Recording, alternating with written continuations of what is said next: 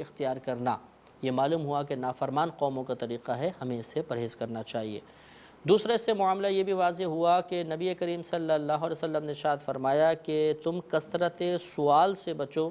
اس لیے کہ بنی اسرائیل کو سوال کی کثرت نے ہلاک کیا۔ یہ سیاہ ستہ میں حدیث موجود ہے، تو لہٰذا معلوم یہ ہوا کہ اگر جیسے انہوں نے پوچھا تھا، اللہ نے واضح طور پہ پہلے ہی بتا دیا تھا کہ تم ایک گائے ہے اس کو ذبح کرو اور اس گوشت کا ٹکڑا مارو گے تو ٹھیک ہو جائے گا معاملہ،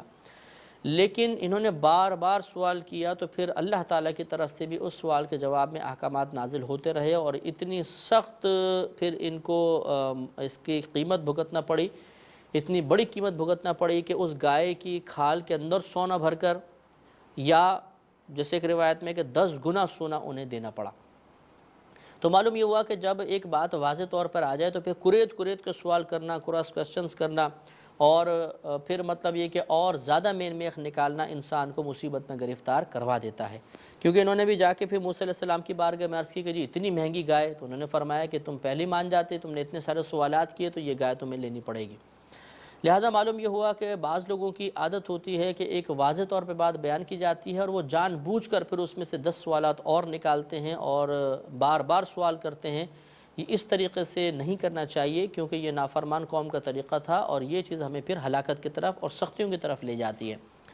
ہاں یہ ضرور ہے کہ اگر ایک ہم نے کوئی بات سنی اور ہمیں تشفی نہ ہوئی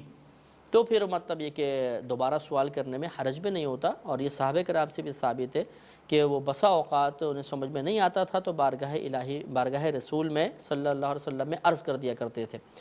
لیکن بعض لوگوں کی عادت ہوتی ہے خواہ مخواہ سوال کرنا، یہ چیز نہیں ہونی چاہیے، یہ بنی اسرائیل کی قوم کا طریقہ تھا اور اللہ تعالیٰ نے اس کو کرام سے بھی ثابت ہے کہ وہ بسا اوقات انہیں سمجھ میں نہیں آتا تھا تو بارگاہ الہی، بارگاہ رسول میں صلی اللہ علیہ وسلم میں عرض کر دیا کرتے تھے۔